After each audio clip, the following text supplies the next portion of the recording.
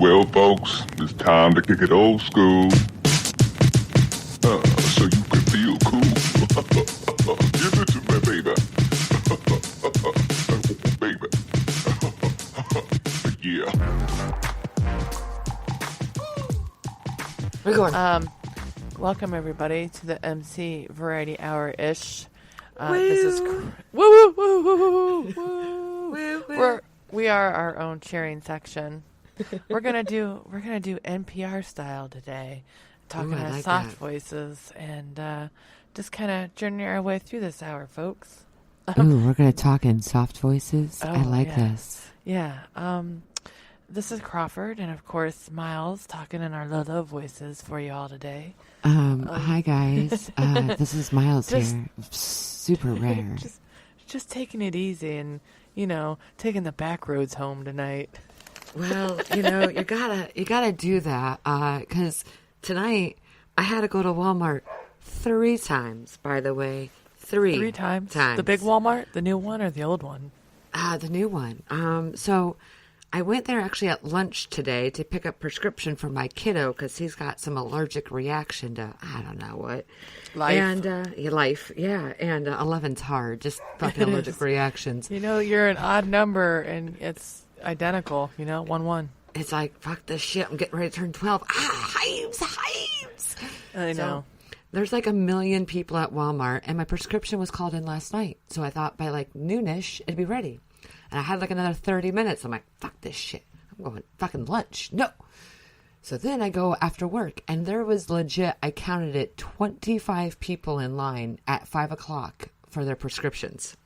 That's ridiculous. And I was like, nope, fuck this shit. So then I go back. Oh, actually, it was 4 times. So then I go back, and I finally get like a short line. I get there. We get my script. Life is good. I grab the bag. I go. And then I get home. And then they never put the medicine in the bag. So then I had to go back to Walmart. No.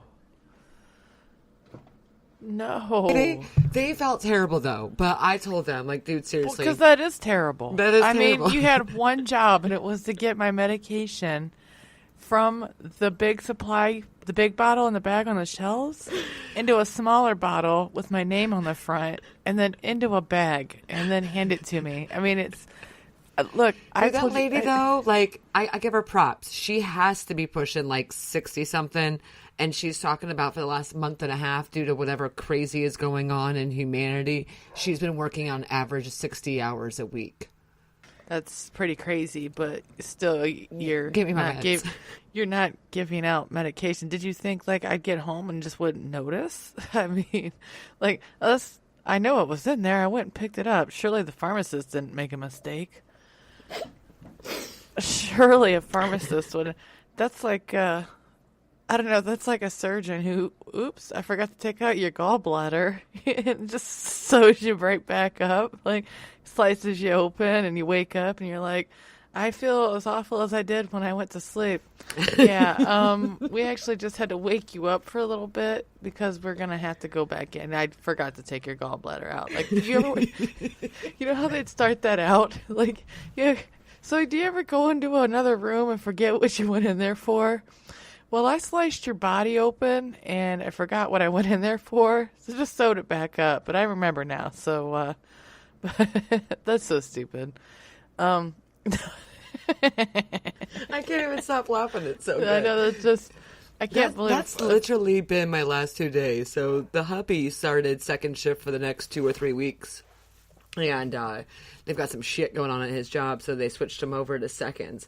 And I'm like, sweet, like sometimes, couples, like I love them, but like we need that downtime, time away like from we're not them. going to see each other a whole lot, because then that way we'll bang it out real fucking good, because Right. I'll actually like them.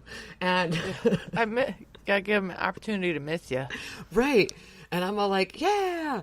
And so I get home yesterday, and that's when I come home, and my oldest literally, like, has hives from, like, his feet all the way through his face. And, like, he's itching so much that they're welting, like, everywhere. And I'm like, well, this is going to be a fun evening. So we still don't know what's wrong and what he's allergic to. We assume it's the, we bought some new detergent. But, I mean, we've never... Okay, Crawford, do you buy new detergent, like a new brand every time? Or do you have like... I pretty much stick. I am a sensitive skin person myself, Oh. so we tend to stick with the same brand. Is it because just- you're a redhead? It could be. I think it has something to do with the melatonin, but my mom's got sensitive skin and she's not a redhead. I did for a while. I haven't in a long time, but I used to make my own and I liked that. That didn't have any dyes or fragrances, but I find things that, and even my youngest son, one time my oldest son put fragrance lotion on him, like really fancy kind, and he basically, it looked like he'd gotten a sunburn after I gave him a bath. He had like a burn all over his little face. It was like chapped, you know?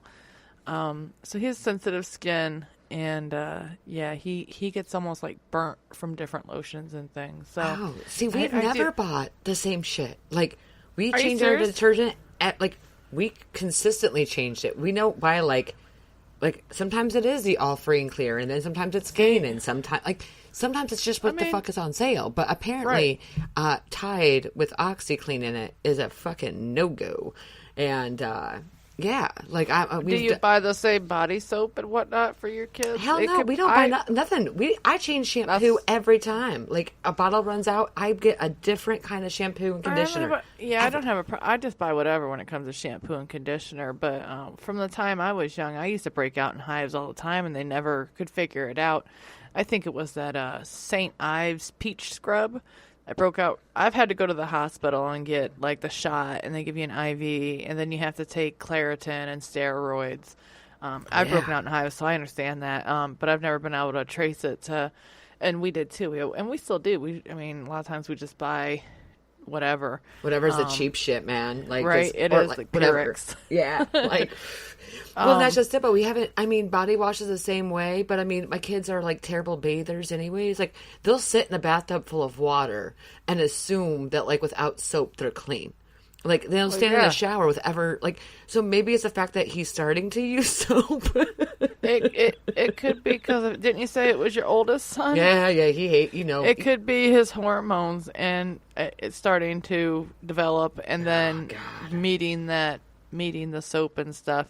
Maybe I don't know. It could be how you rinse your clothes, I suppose. I really don't know. Do you use the recommended soap amount there?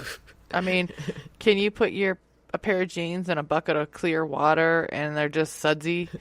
Because I'll tell you what, when I was like 17, 18, I jumped into a pool and I had just bought these shorts and I washed them, but I didn't put too much soap in. And so when I jumped into the pool and I got out, there were literally suds running down my legs. Like, you gotta that's just a life. That's not even a life hack. That's just a life lesson. Like, don't pack your washers too full. Make sure they rinse real good. I'm really, really big about rinsing, just in general. Like, when I wash my carpets, I'm rinsing. You're crazy. Not that our water is very clean, but, you know. Hey, Crawford, tell us about all the good news you've had this week. So you've had a good week, right? Like for... Hurt. Oh, there you are. There you are. Okay. What do you want me to tell you about? You want me to tell you your fortune? Yeah, tell me my fortune. Look into my crystal ball. You know, I'm a little clairvoyant on my mother's side, so. Yeah, I use that joke all the time at work and nobody gets it. I heard that on a TV show or something. I don't even know. Yeah, you froze up and it was pretty cool because you were like just getting ready to sip your drink. You're like, hey, Crawford, tell us, and that was it. Oh, it was tell us about your good news this week. Because I made a joke about how 2018 kind of sucked, but right now 2019 is starting off on a good. It's starting off on a good level, right? Like, it's you okay. know what? I'm not gonna jinx it. Okay. Look, we'll just put it out there that Crawford's life isn't terrible for the last 3 weeks.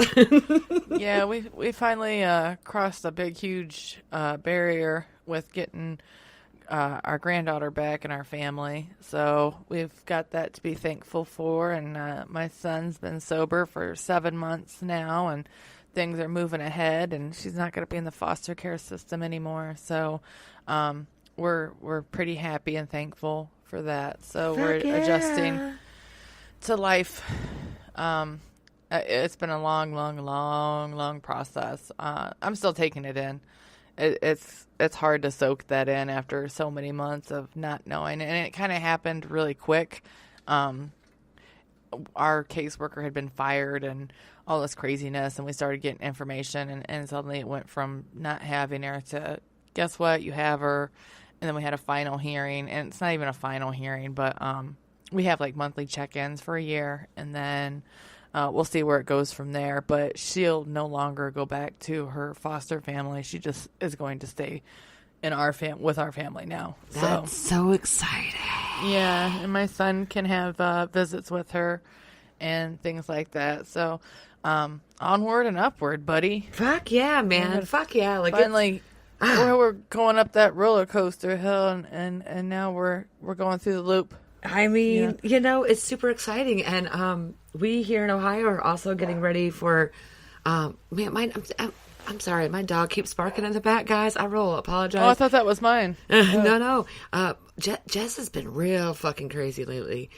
I think he's so fucking lonely, and I know he misses his Cassie. He does, and so when I'm like not, he knows he can hear me obviously in the garage, but it's funny because I can hear him. I know he's in the living room right now, just like barking for me, like, dude, knock it off. I ain't coming to get you.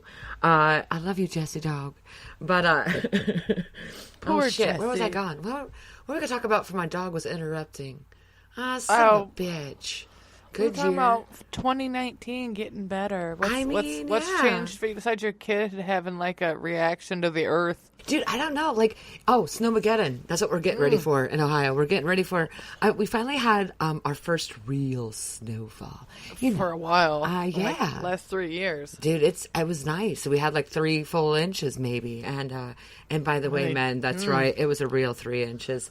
The actual, the average depth of a woman's vagina is like 4.4 inches. So see. That's why they're like, check out the 6 inches, girl. It's 1.8 more than you need. Or can take. I did not mean to interrupt or take that offline, but I just had to, just very quickly. I just read that the other day. No, I was talking about how we're getting ready for, where we live, especially in my town, we're in a valley.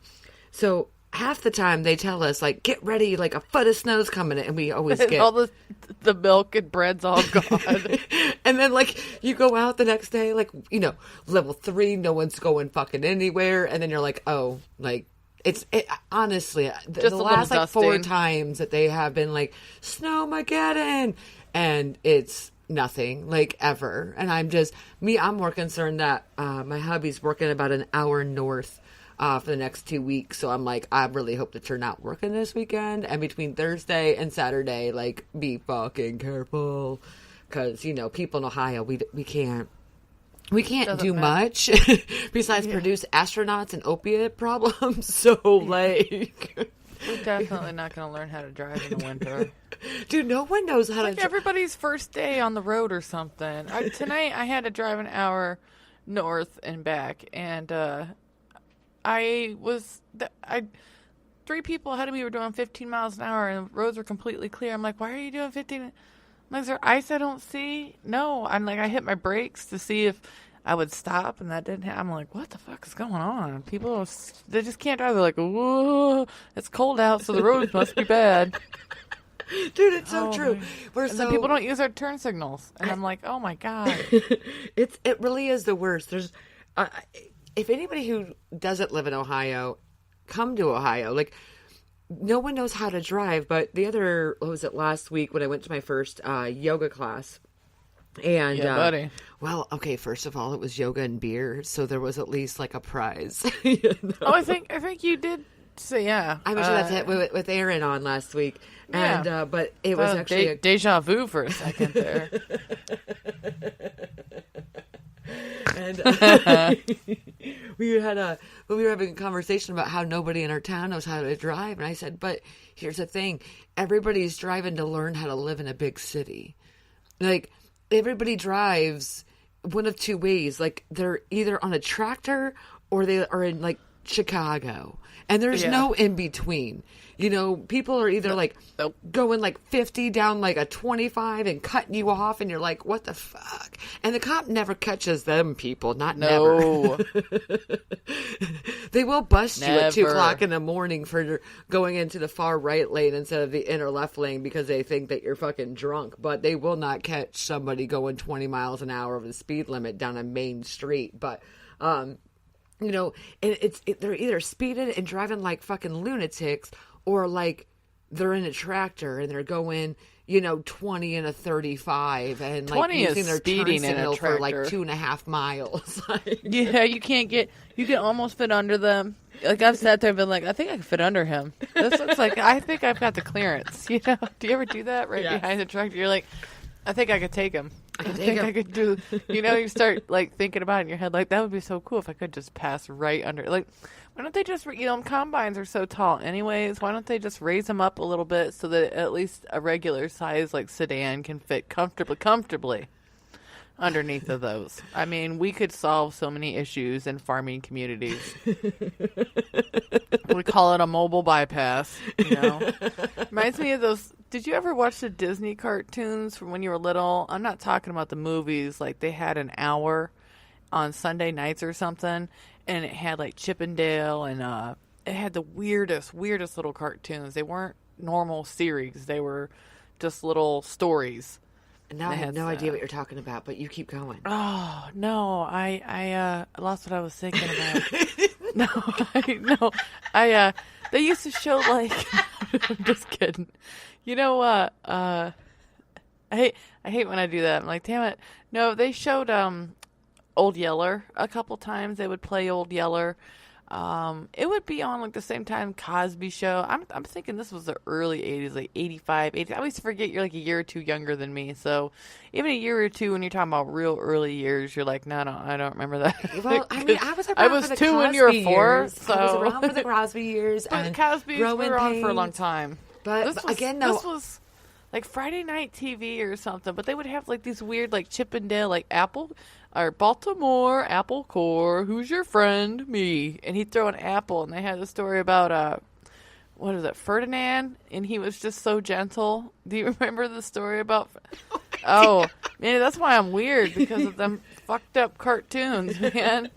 I remember Liquid Television on MTV, but again, that was later years. And again, It was called something I can't fucking remember, and it came on during prime time. And it was almost like the $1 Million Movie, or, you know, and they always showed something, and it would either be, my mom even recorded, because we loved it so much, she recorded it on VHS, and I watched it for years because I loved it so much. And you have watched Chip and Dale, though, right? I mean, the little chipmunks. Yeah. Yeah, them I watched. Yeah, absolutely. Yeah, but this was like back before they were this was like when they were just okay. Remember when the Simpsons were on the Tracy Ullman show? Yeah. Oh, so this is like way back then. Yeah, this was like before a lot of these, and they were just like little short. It'd be, I don't know, probably like 5 minute, and it would show like I spent a long time since I thought about Goofy. Goofy is his name. And they would show him, like, they're talking about the future and how they were going to make these buses where it would pick up your car and hold it, and you could sleep in your car on the freeway, and, like, the future of the bypasses. It was just, you know, Disney was sick back in the day. Oh, yeah. This was during that time. Like, so. I'm looking up right now. So in all, like... So am I. I'm trying Okay, to find so it a because I'll tell you primetime what. TV schedule on Sundays... Maybe it was Sundays. No, I'm sorry. looking. Mondays were the best because you had MacGyver, Major Dad, followed by The People Next Door, then Murphy Brown, and then the Newhart Show. And then they'd also have Alf and the Hogan Family. But this is also back when Who's the Boss was on Tuesday with The Wonder Years, Roseanne, and Chicken Soup, and then 30-something. I think it was called The Magical World of Disney. It says TV series from 1954 to 1991. Oh, yeah. See, I didn't have that. We didn't have, like, real cable. I don't think... Oh, this is it. It's got Tinkerbell. I'll tell you what. I think that's really what shaped my weird sense of humor. I'm going to send it to you in Messenger. It was hosted by Walt Disney, your host, Walt Disney. That's right. And he would tell you a little bit about it before he would play it. I would just remember Ferdinand because I loved him. He just, he was a bull and he was supposed to go into like bullfighting, but he was too gentle. And it's actually an old wives' tale or whatever that they turned into a cartoon. But it was so cute because they try and get him to like fight and they try and rear him up and he'd rather sit under a tree and smell the flowers. It was just so stupid, you know. I hope somebody out there listening remembers or, you know, remembers that. And I'm not the only one because a lot of it I'm like, I think that's where my weird sense of humor comes from. Because back then Disney was perverted. The Wonderful World of Disney. Oh, God, see, yep. And I don't, like, me, I'm, like, sitting here and I'm, like, all excited because I'm remembering, like, the lineups from the 90s is what I'm going through. Because, again, like I said, we didn't believe, like, we believed in cable. My parents did not believe in cable. And my mom was also really weird about, like, my mom never allowed me to watch the Smurfs, Scooby-Doo, those kind of cartoons, even the Snorkels. That's she why had you're this. So weird. Yeah. No, I'm just kidding. You So didn't that's have why a when properly developed sense of humor until you were older. Yeah, when I finally got to watch, like, stay up late and, like, sneak downstairs, I would watch Headbangers Ball and, like, Liquid Television on MTV. That was my Beavis and Butthead, Daria. That was my real cartoon era. It's not that I didn't watch cartoons. I mean, I did if they were on NBC on a Saturday morning. You know, or like, I remember, you know, Freaks and Rocko's Modern Life and all that, but that's after, again, you're talking about 90s, you know, and anything prior to that, it was like, if it was on NBC, PBS, ABC, or CBS, because that's all you could get through an antenna, that's all we watched, and like TV was cut off after like 8:30 for the kids. So I don't have any cool memories. I'm a loser. I'm such a loser. God. No, I'm like, Oh my God.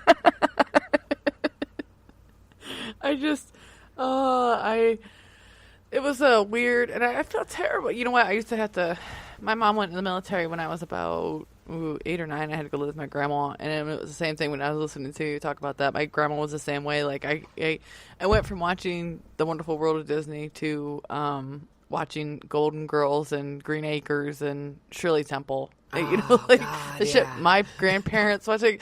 Like when I joke about Mommy Dearest, my grandma used to watch that like every day or at least once a week. That's why the people that I wait on are in their 60s and 70s, and so they're like my mom's age, and I was raised by my grandma for a while, and they think it's weird when I get their references, and I'm like, well, I know that I'm only 37, but I was raised as a 60-year-old, or you know, like however old, you know, I had the 60-year-olds now, I mean, but you know, like I was raised in that generation. Like my grandma made me watch like Anne of Green Gables and the Walton family. The Walton family.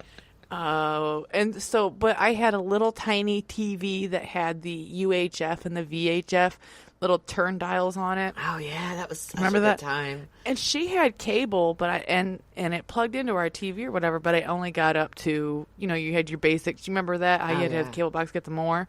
But I still got MTV, and so she would send me to bed at 7, or send me up to my room at 7. But I didn't have to go to sleep until like 9. But like I had to go to my room at 7, and I used to watch. She'd come in, and I'd be like, oh, just watching Golden Girls. Yeah, I don't know why she let me watch Golden Girls, because I watched it now, and I'm like, this is some crazy shit. Like, why am I like 8 years old watching Blanche talk about being a slut? I wonder why I have issues. You know. Oh, but see, I would watch Ren and Stimpy. Log, what rolls downstairs. log. Oh, that was such a good one.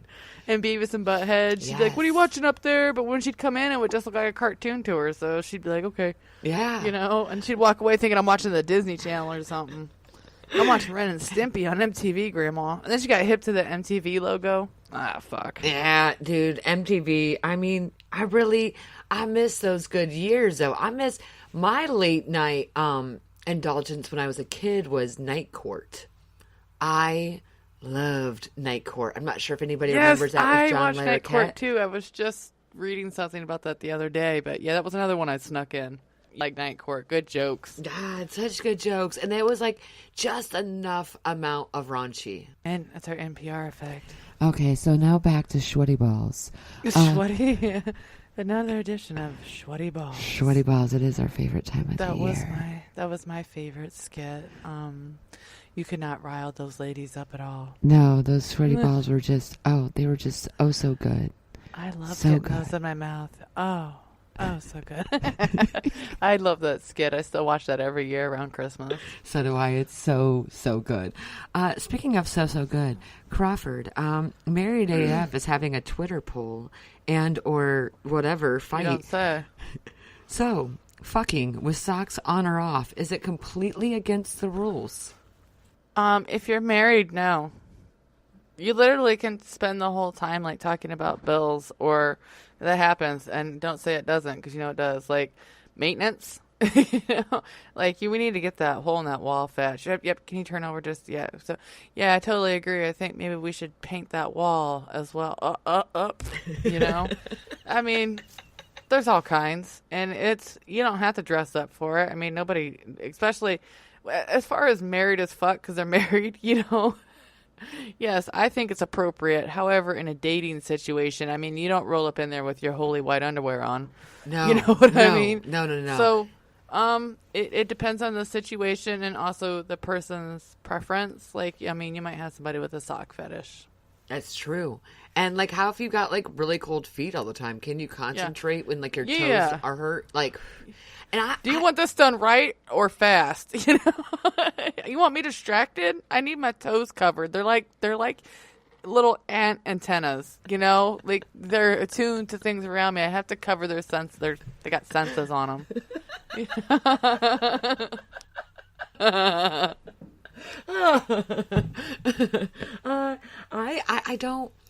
I don't think it has ever.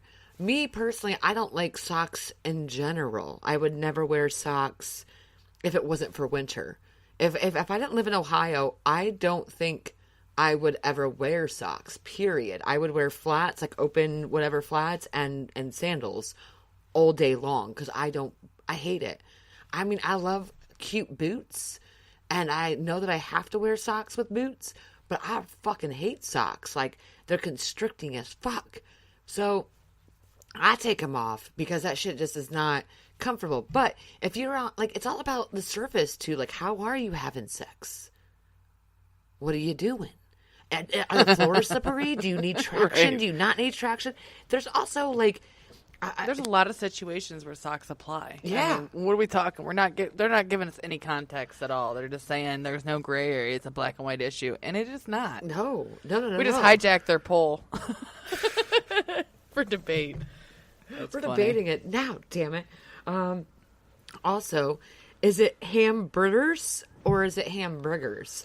It's boogers. Yeah, like I tell you what, we have a burger night where I work, and there's a woman who comes up to the window, and she's got a speech impediment. And I don't usually, my son has speech impediment. I don't usually make fun of people with speech impediment, but she has a cute one. When she comes up to the window, she's an old lady. She's got to be in her 70s. She says, "I'll have one cheeseburger." Yeah, it's just so cute. You know what I mean? And she drinks orange pop. I mean, I would like one cheeseburger. and instead of her last name's Armstrong, and instead of I always, when I yell for them to come get their food, we call up the name that they write down. I always call them Strong Arms. Oh. Strong Arms. Because I'm weird. That has nothing to do with socks on, but. Well, I was actually debating the hamburgers because of Hamburgers. Our favorite orange Cheeto, who fed the Clemson, who fair and square, and no offense, Randall, but to you and my son, who Alabama was going to win, fucking Clemson. Sorry, football talk there, folks. And I'm very excited about the buffet that they got. I would love to have. Oh my god! Look at me feeding all these black folks. No, I'm just joking. There's some white people that play sports. we're just not very good at it.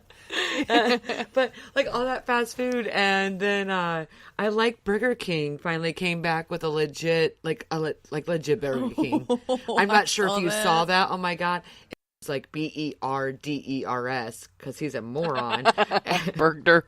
And so Burger King replies, I did see that. due to the large order of hamburgers, we are out. But if you just want hamburgers, we got. I was dying. We're all out of hamburgers, but we are serving regular hamburger. I saw that. I was dying.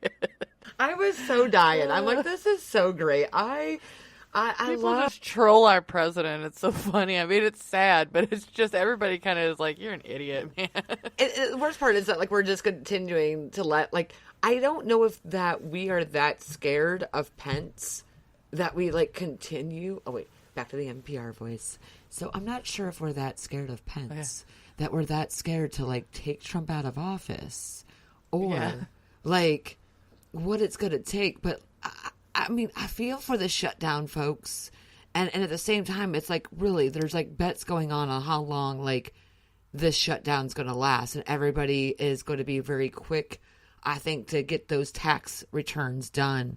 Yeah, that's what's going to break is people are going to start wanting their tax returns. They're going to start yelling about it. Mm-hmm. They say that it's not going to be affected, but like no, that's not what I read. They also said that we weren't said, jailing immigrant children. You know, like no, the IRS said that they'll probably be delayed. I don't know who said that they weren't, but that's what I read was that they would probably be delayed. And the last time we had a government shutdown, and it lasted a while, and I want to say it was when Obama was president. Obama a year or two shut down, but it was only 14 days, but it was in October, and they were like. Well, there was an effect though. I remember tax returns were like 2 weeks late or something because of a shutdown before. Mm-hmm. And if y'all think that like the longest shutdown in history isn't going to affect us. I mean, at this point, we've actually lost more money by like the loss of like federal workers. And it's really phenomenal to me that like the point can't be proven enough that for 2 years, the Republicans owned the Senate. They owned everything. Everything they wanted, they could have passed. And the minute that the Democrats, and most of all females, started to win, it's suddenly that there's no bipartisanship, and there was that this wall suddenly, and also remember that the wall, he originally asked for 1.6 to 3.7 to 5 to now $5.7 billion.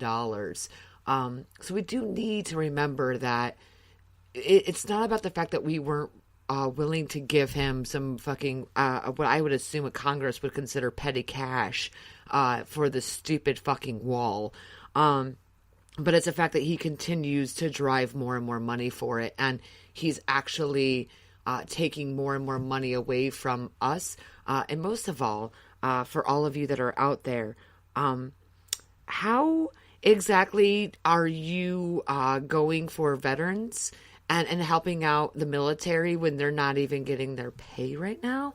And if you really love your government, then why are you abandoning, like, what is it now? Like 80,000, like, or no, it's more than that. But I roughly, I would say 80,000. We'll probably say about 100 or 200,000 people from getting their paycheck. And that's just local, like Washington, D.C. Yep. Folks. That's not including Navy SEALs. That's not including active your Marines. duty. Yeah. Those are our soldiers that everybody cares so much about. Yeah. And we don't care about them being homeless. But I don't understand if we have 5.6 for a fucking wall. Why don't we have 5.6 for veteran affairs? Why don't we have 5.6 for healthcare? Why couldn't we go back to the 1.6 for the wall and take out $2 billion for veterans and take out like another $1 billion towards some kind of health assistance bill that would help out all of us? I mean, here's my problem with the wall. They're just going to tunnel under it, so that's stupid. Yeah. Can we just do an invisible fence? Like do it. I mean, I know you can't tell me technology is not out there to do something much cheaper. Like just a trip rope. I don't know. You know what I mean? There's so many options. Motion and detector. I don't know. I mean, there's got to be something better than a hugely ridiculous. Like some people are like, well, look at the Great Wall of China. Yes, look at it. You can see it from space. You know what I mean? Big deal. They're going to tunnel under it. They've already tunneled under it, especially drugs. Like, you're just going to stop people who are coming to this country and trying to do it right. And the drugs and the criminals are still just going to go underground. I don't think Mexico is, I just read a really good piece in the New York Times about, declaring it a national emergency. Like, if he does that, then the Democrats basically have like an open path to taking legislative action against them for that, for like calling a national emergency when there's no national emergency. Well, exactly. And we have to remember a few things. The last few terrorist attacks that happened in America had nothing to actually do with Mexico. We also have to remember that, by the way, a majority of the drugs that are quote unquote peddled in that have spawned the opiate epidemic, which in the state of Ohio right now, you are more likely to die of an opiate epidemic of opiates than you are of a car accident. You have to remember that was actually caused by pharmaceuticals and our lack of mental health care.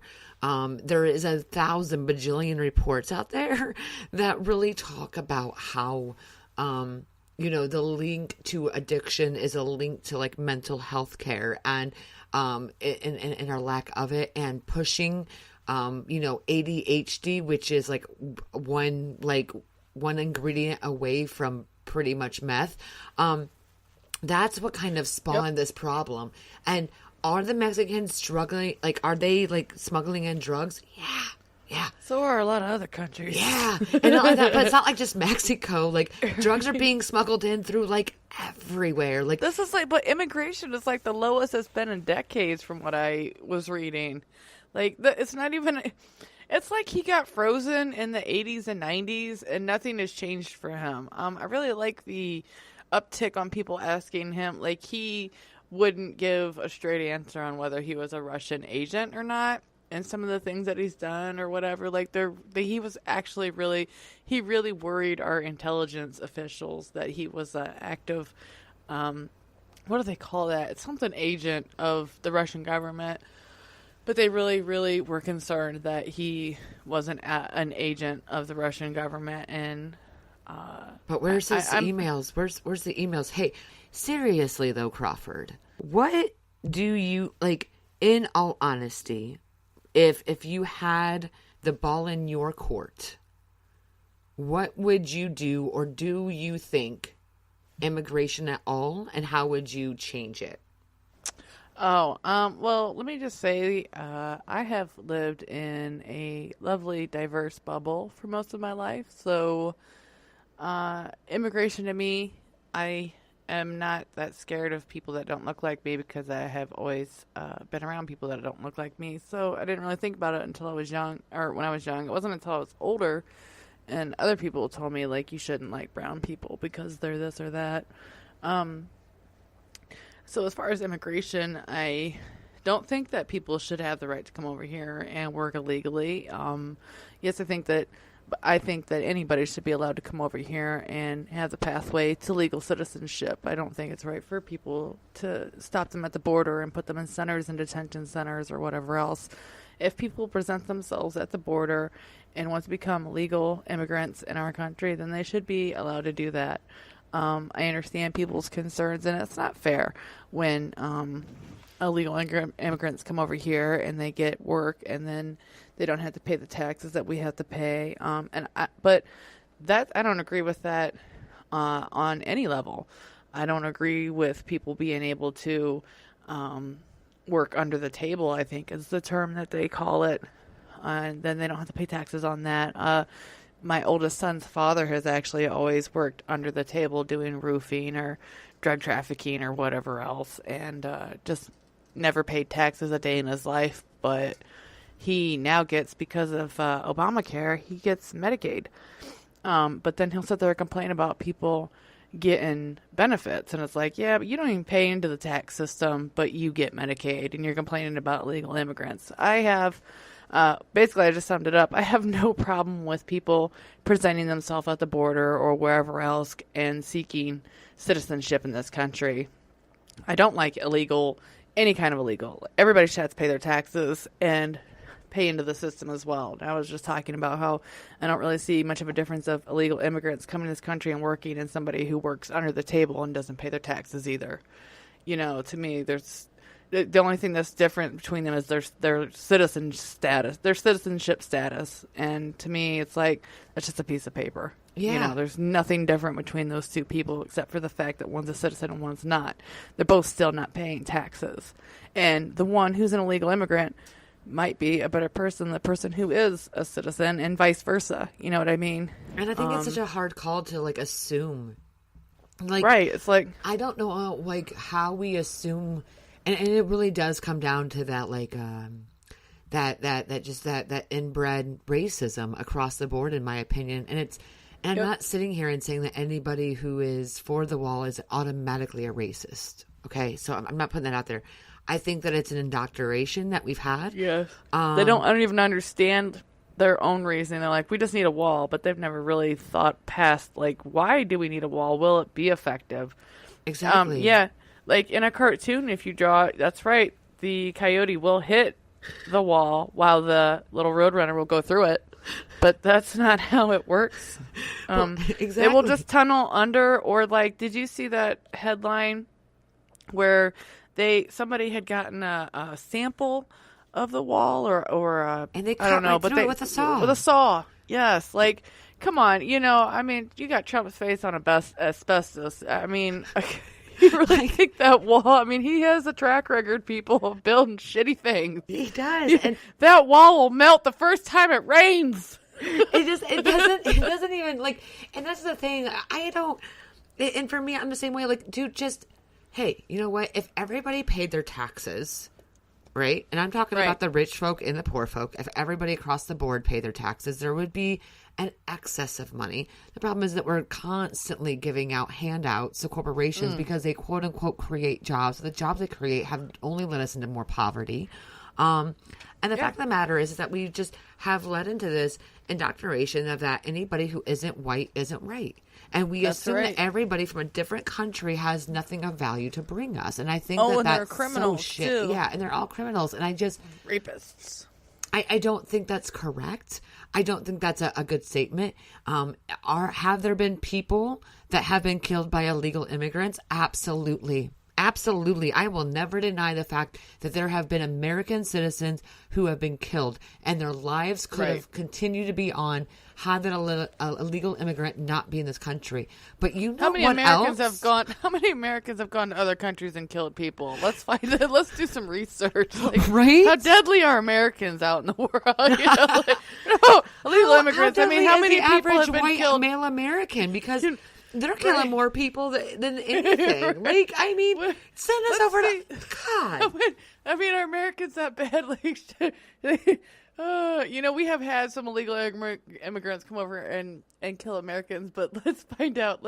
How many Americans have gone to other countries and slaughtered people? You know, like, we won't talk about that on national news. God forbid. Like, God forbid. That we don't have, like, where they won't let Americans. That's going to happen the next couple of years. Not going to let Americans in to other countries soon.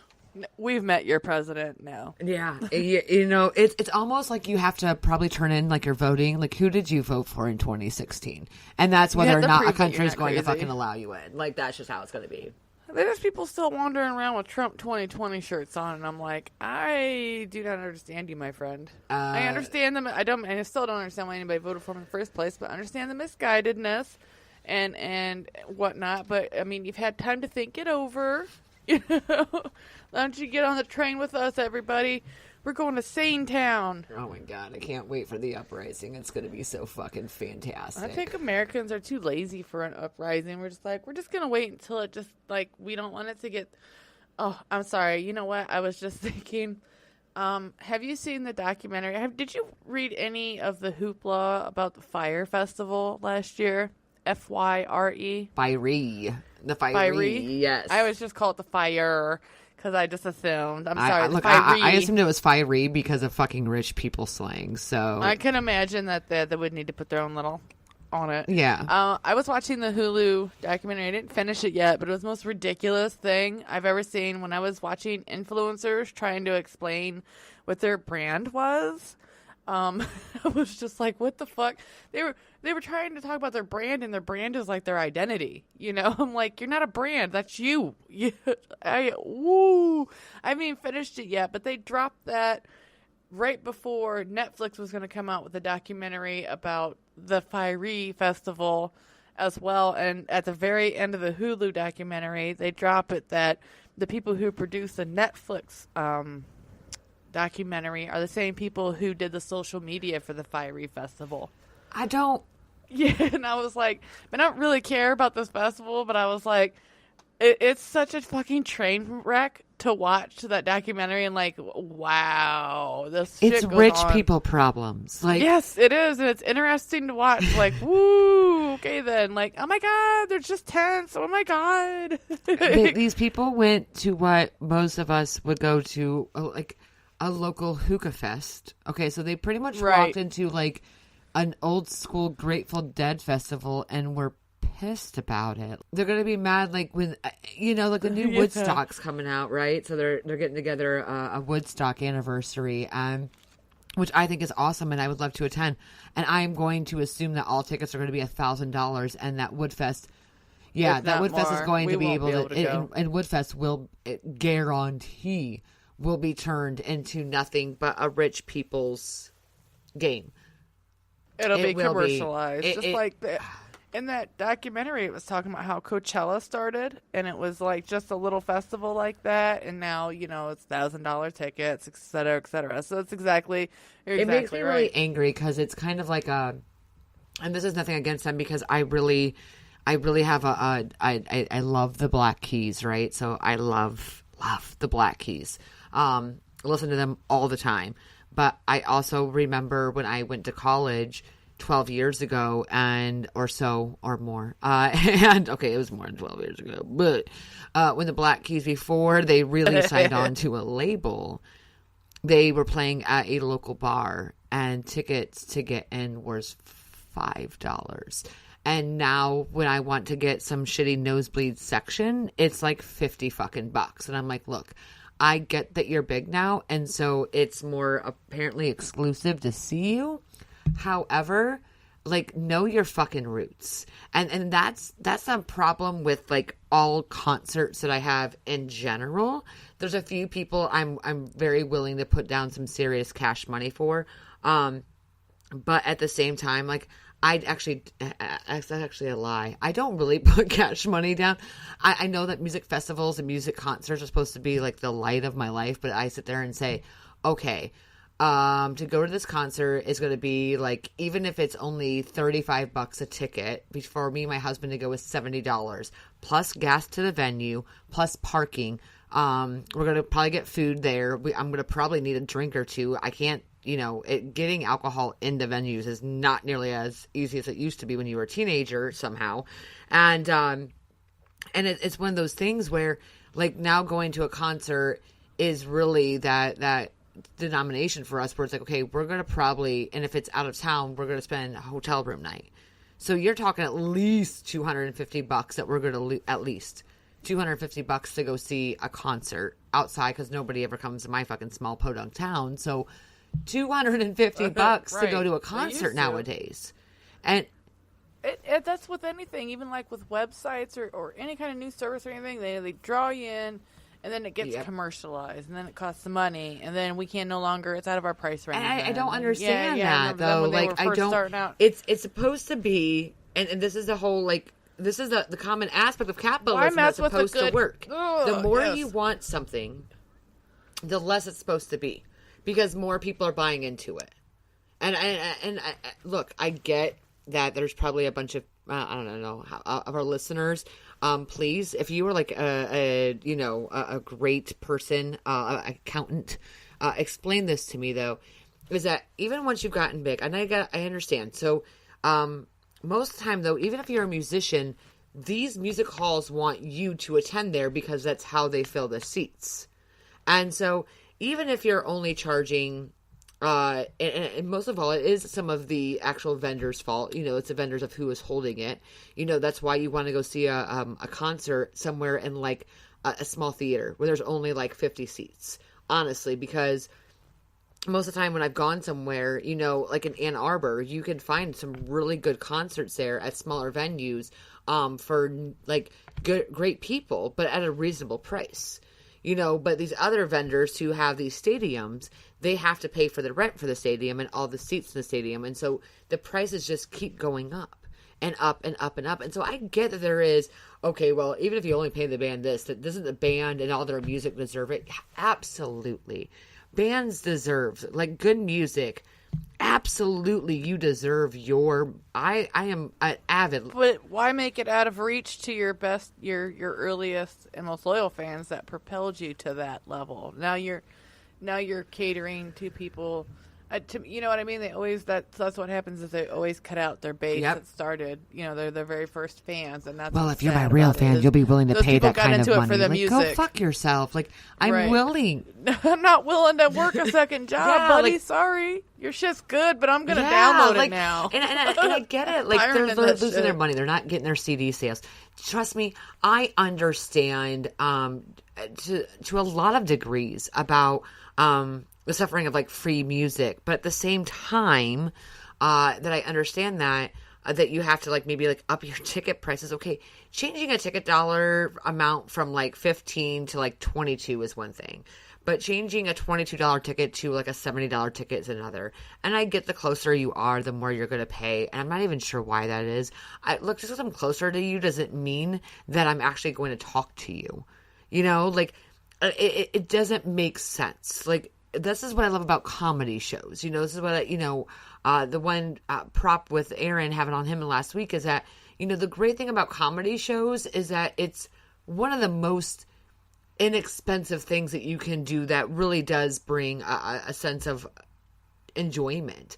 Me and Andy went to a comedy club. What was it, like 3 or 4 years ago? It was for our anniversary. We just got a hotel done in Cincy because I found out for a hell of a good deal. And luckily, there was a comedy club right nearby, and we just saw some local comics, and holy shit. Dude, we had so much fun that night. We played trivia with them. We went to the bar with them. Like, we had such a good time. And it's... You don't got to be famous to be funny. And you don't have to be famous. Like, how famous do you have to be to, like, exclude... Some of us who are just like, dude, we just want, I want to go see. Like, I would love the next time that Radiohead came into America to see Radiohead live. The people who are like, I've seen Radiohead like 4 times. That's so great. But by the time that I feel that Radiohead's in, like, I'm like, okay, well, I've got 2 kids now. And even before then, it was college, or it was bills, or it was rent. And it's literally like, do I not pay for groceries to be able to go see a concert? And I just... it's such a fucking battle. It really is, because I love music and I love to support the artists, and I do my best to like make sure that I buy something from, my favorite artists. I make sure that I buy at least t-shirts or something that goes towards them. Like, yeah, I'm going to bitch a fit about, paying $35 a ticket to go see you in concert, but you know what? I know that $35 ticket's going to turn into $250. I will at least buy your $35 t-shirt. So I'm not going to spend the money on the ticket, but I'll get something cool from you instead. And that's what they're counting on. Okay, but dude, this is the part that's like wrong with capitalism, and it's one of those things that constantly have a fight about, like, capitalism is fucking wrong or it's fucking great. I don't fucking know the answer, but I just want to go fucking see some like concerts again for like $25 a pop with like bands that I actually want to go see, and it not be shit music, because I'm really tired of shit music. God. Shit music. Hey, by the way, Crawford, what is a thought? What is a thought? It's something that appears in your brain, and then if you have a filter, it comes out of your mouth, and if not, it stays in there, bounces around, bumps into another thought, and then meets up with a thought you haven't had in a couple days, and then soon it becomes. Well, I was actually talking about thought like THOT. Oh, I don't know then. Okay. Isn't that just a short way of spelling thought? THOU. Okay. Apparently, like THT? thought is some. I need again podcaster world. We need to figure this out. Oh, Because I need to Okay, know.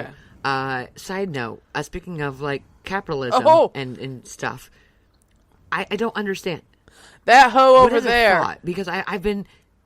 That hoe, That hoe over there. over there. A thought. A thought is usually active on social media, especially Instagram and Snapchat.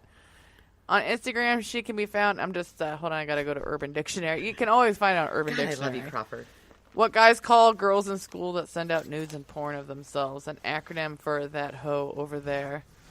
That hoe over That's there. funny. That's what that's called. Okay, I'm sorry. I heard my son say it the other day, never and I would've- yelled at him. And he said, "What's wrong with that word?" And I said, "I don't know, but it sounds really derogatory."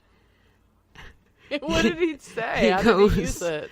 That girl is such a I was sneaking up on his messages, and because as a good mom, I do that too. I constantly scope out my kids' shit. And by the way, I also Right. saw you, little Jared. I saw your little fucking like Facebook Messenger post to my kid, and I will find you. And I will find you. But Right. beyond that, Jared, I will find you. I will find you, Jared. I will find you, you little 12-year-old bitch ass. You ever talk to my fucking kid like that again? Ooh, I swear to God. I swear to it.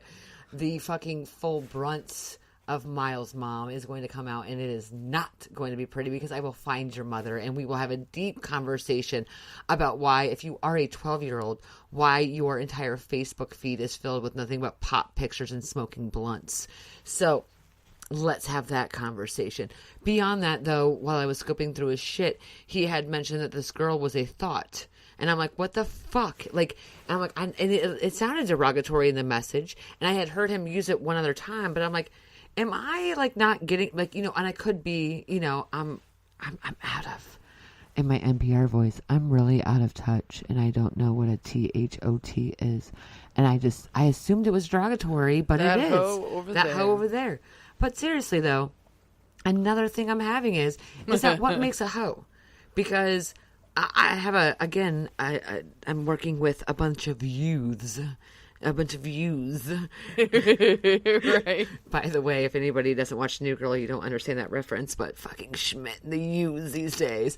But, youths. Oh, the youths these days. I get love your you for reference. that. I'm really out of touch, and I get that, but I don't. Here's the thing: I work with this youth gentleman, and he talks consistently about how he uses the word you used to be a hua. I was like, what? He's like, you used to be a hua, weren't you?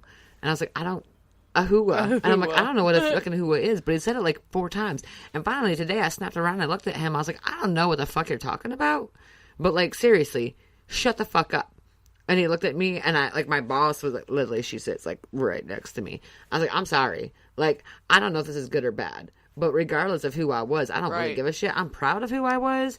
Whatever, dude. Like, fucking judge a judgy. I don't give a shit. I've been married for 15 fucking years. So even if I was a hua, whatever the fuck that means, I'm cool with it. But I was like, why you gotta be so judgy? Like, it was okay for you to, like, scamp out on some fucking girls, but, like, if a girl had to get her own, like, it ain't cool. And I'm like, you're so fucking, like, stupid. And he just kind of looked at me. He's like, I mean, I didn't mean it, like, in that kind of way. I said, well, you've mentioned it 4 times about how I used to be a hua. So my assumption is that the way you're saying it is a derogatory word. Because I, like... So is he calling you a whore, or... Well, I'm trying to look it up on Urban Dictionary, and there's a couple different ways to spell it. And the first one didn't seem like it pertained to you. And so I clicked on another one that said... A whore, as specifically pronounced by the male characters on The Sopranos. Like, A, you're a fucking hua. yeah. See, no, I mean, look, I wasn't a whore, but I also wasn't... Look, I ain't gonna deny it. I didn't have the best self-esteem, so if you gotta give it, give it. Also, I was horny. Like, why did it... I don't understand. If I was on birth control and using a condom, why the fuck does it matter? Like, Right. I didn't create any kind of, like, that wasn't, I don't know. Why the fuck does it matter anyways? Like, if somebody wants to get theirs, and even if a girl wants to get here, why is it okay? Like, it's one of those things. I look at him, I'm like, he blatantly admitted about how many girls he dated in high school. And I was like, so it was okay for you to date, make out with, most likely have sex with the majority of the girls that you dated. But if a girl does that, like, it's a double standard. Well, I'm just saying, like, I'm old school. Oh, you're old school in the fact that, like, you're a white male privilege. Like, that it's okay for you to have, like, sex with, like, 10 people in high school. But if a girl does it, then she's a hooah? Well, that's not how I meant it. Then how else do you mean the word hooah if you keep mentioning it over and over again? Like, it's one of those things. Sorry, I'm trying to get hip with the times, and I didn't know if anybody in the podcast world... It's really hard. I don't get it. I don't understand Drake. I don't understand THOT. I don't understand hooah. I don't get it. Like, I mean, I've met people who I'm 10 years younger, and I understand the 40-something-year-olds, but the 20-something-year-olds, I'm like, I don't, even, now I got like a fucking, my kid's getting ready to turn 12. I'm like, I don't know how to stay hip. I don't need to stay hip for him. Don't get me wrong. Aaron's right, by the way. Aaron, I love you because this week I have literally been doing nothing but playing hip hop in my house every single day when I come home, and I talk to my kids about the hip hop that we're listening to, and they're not allowed to change my Google radio station. Haha, bitches. But I don't know. I mean, do you have this problem with your youngest? Because yours is in high school now. So how is it for you? You know what? I really don't have too much of an issue just because I Google, but I have a 23-year-old. So he's not much younger than me. So I tend to stay connected through my kids because of their age difference. So lucky bitch. Just because I've been so aware of what Andrew, his catchphrases, things like that, have always been hip. He's only 14 years younger than me, so we're almost in the same generation. We are technically, before they split it between millennials and zennials, we were in the same generation. And then he's only 8 years older, or 7, and then 8 for a couple months.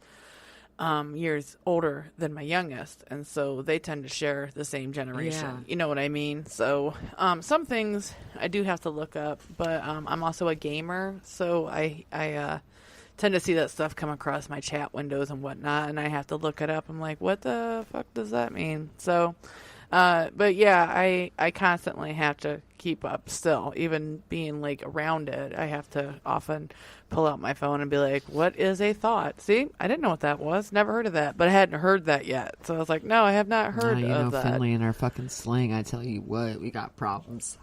Well, they got nothing else to do. We really don't. All right, we're hitting that hour mark, Miss Crawford. So I know, we really did did amazing, and I'm just so proud of ourselves. We're so great. So cool. In your NPR voice. In my NPR voice, I just want to thank everybody for tuning in for another lovely hour with the MC Variety Hour-ish. I hope you enjoyed our random chit-chat, talk, politics, conversation, sports, news, and weather. All wrapped up for you. It is very, very region-specific, though. Do you have any shout-outs this week, Miss Miles? I always have shout-outs. Probably not. I love you all. I know I do. I'm always shout-out to the hashtag WLI Peepop that. Oh, no, sorry. WLI Pod Peeps. I keep saying it wrong. I always get it backwards. Mostly to Envision of the Remake, because I was fucking around with them for a little while before we got on podcasting tonight. Always shout out to Drinks with Larry, to Married AF, the No Phony Podcast Network. Shout out to Melissa, Drew, to everybody a part of any of the social media groups that we've been talking to. Yes, we love you guys. I don't know. Aaron, by the way, having you on was fantastic. Like, I know he really brightened the week. He not only brightened the week, but I want him to be my best friend, but I don't want to ask. Aaron, will you be our best friend and share mac and cheese with us? Oh my God, but not the shit in the box. That was such a good conversation.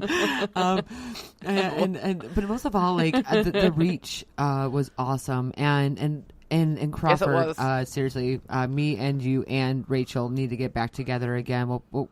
We need Yeah, to get her back up know. on here because Rachel Miller and Aaron have proven to be some really fantastic guests for us and to really help boosts some numbers there. And that is don't worry, ABC D-Bags. They put out recently a 13-hour podcast. I am Shit.